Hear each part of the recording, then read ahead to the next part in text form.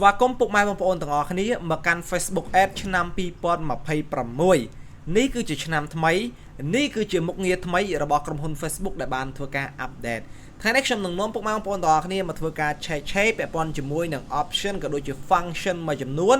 នៅលើកន្លែង Ad Manager យើងហៅឲ្យងាយស្រួលស្ដាប់ទៅគឺកន្លែង boot page ចង់ដឹងថាតើមានមុខងារអ្វីថ្មីខ្លះចង់ដឹងថាតើកែប្រែរូបរាងយ៉ាងម៉េចខ្លះបងប្អូនទាំងអស់គ្នាមកពិនិត្យក៏ដូចជាមកតាមដានជាមួយខ្ញុំទាំងអស់គ្នាបញ្ជាក់វីដេអូនេះផងដែរខ្ញុំគ្រាន់តែនាំបងប្អូនទាំងអស់គ្នាឲ្យមកមើលបាទពីមុខងារដែលគេបានកែប្រែក៏ដូចជាមុខងារមួយចំនួនដែលគេធ្វើការ update emoji function future វាមើលទៅស្រស់ស្អាតជាងមុនអញ្ចឹងណាបាទតោះឥឡូវបង្ខាត់ពីយូរយើងចូលមកកាន់ App Manager ទាំងអស់គ្នាបាទនៅពេលដែលយើងចូលមកកន្លែង account review បងប្អូនកលេចមកខាងឆ្វេងដៃបងប្អូននឹងឃើញថាវាដូចជាអត់មានអីខុសពីឆ្នាំមុនច្រើនទេប៉ុន្តែអ្វីដែលខុសនោះគឺរូបរាងមើលមកគឺក្រាស់ជាងមុនហាប់ជាងមុនអញ្ចឹងណាបងប្អូនទាំងអស់គ្នាហ្នឹងហើយតោះឥឡូវយើងចូលទៅកន្លែង compare មើលចង់នឹងមាន update អីខ្លះពេលប៉ុនជាមួយនឹង function កន្លែង compare នេះគឺដូចជាអត់មានអី update ខ្លាំងណាស់ទេដូចខ្ញុំប្រាប់បងប្អូនអញ្ចឹងគឺវា update ទៅលើតែ emoji រូបរាងឲ្យមើលទៅរាងហាប់ស្អាតជាងមុនអូខេ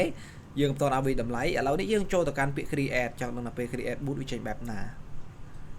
នេះបងប្អូនទាំងអស់គ្នាមុខងារវាដូចជាអត់មានអីលើសពីឆ្នាំមុនទេវាមានការកែប្រែតិចតួចមែនតែន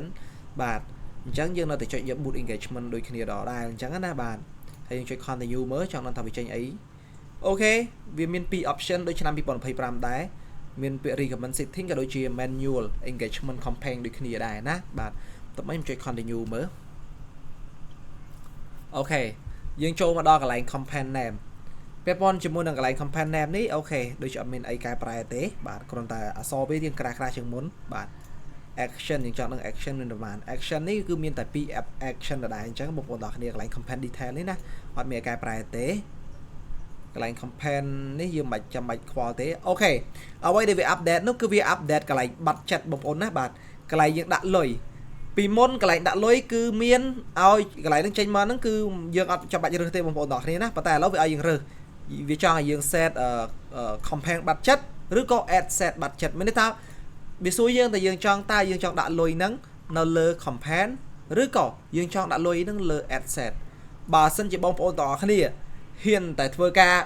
សម្រាប់អ្នក4 byte ad ហ៊ានតែធ្វើការដាក់លុយលើ add set លេខ3 byte ad មក3អីសិលលុយហើយលុយសុទ្ធហើយឧទាហរណ៍យើង boot ពីមុនយើងធ្លាប់ដាក់លុយនៅលើ campaign $10ហើយយើងធ្វើការ boot 3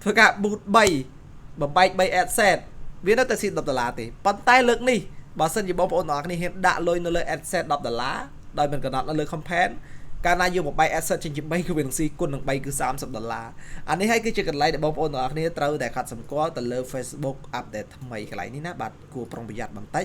អញ្ចឹងខ្ញុំលើកទឹកចិត្តបងប្អូនទាំងអស់គ្នានៅតែប្រើ campaign បាត់ចិត្តទៅណាបាទហើយបើសម្រាប់ Facebook account បងប្អូនខ្លះនៅពេលដែល boot ទៅដាក់កន្លែង campaign បាត់ចិត្តនេះអត់បានគឺបងប្អូនទាំងអស់គ្នា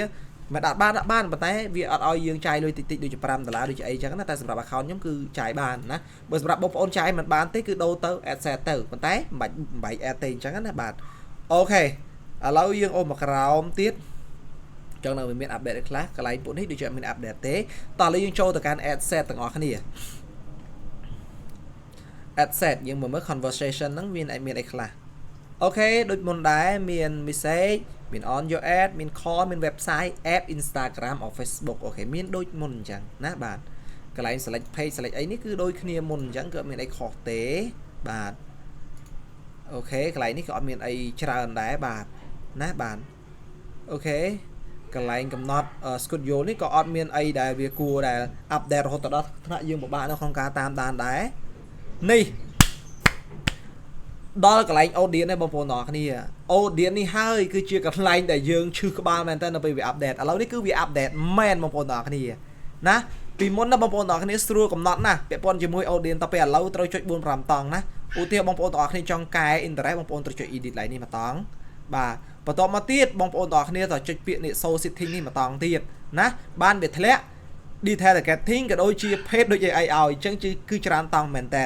អញ្ចឹងសូមបងប្អូនទាំងអស់គ្នាតាមដានមួយពីខ្ញុំដើម្បីយើងធ្វើការកែ audience បានយើងត្រូវយកនេះយើងចុចអានេះចុចយកពាក្យ edit នេះសិនមកកន្លែង location នេះមួយពងមកបាទ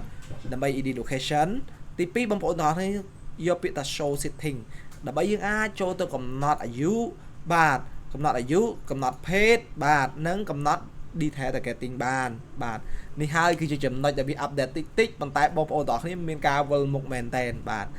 អូខេតោះឥឡូវយើងចូលមកដល់ line placement យើងចង់ដឹងថាតើ placement វា update អ្វីខ្លះខ្ញុំមើលទៅដូចជាអត់មានអីទេ placement វានៅដដែលណាបងប្អូនទាំងអស់គ្នាបាទគ្រាន់តែដូររូបរាងតិចតួចណាបាទយើងនៅតែ edit placement បានដូចមុនបាទតោះឥឡូវយើងវិភាគកន្លែង add set រួចហើយបាទយើងចូលទៅកន្លែង add ម្ដងអូខេកន្លែង add នេះគឺសឹងតែមិន update តែម្ដងគឺនៅដដែលអត់មានបញ្ហាអីទេគឺយើងអាច select page select អីបានដូចមុនអញ្ចឹងបងប្អូនទាំងអស់គ្នាណានេះបាទ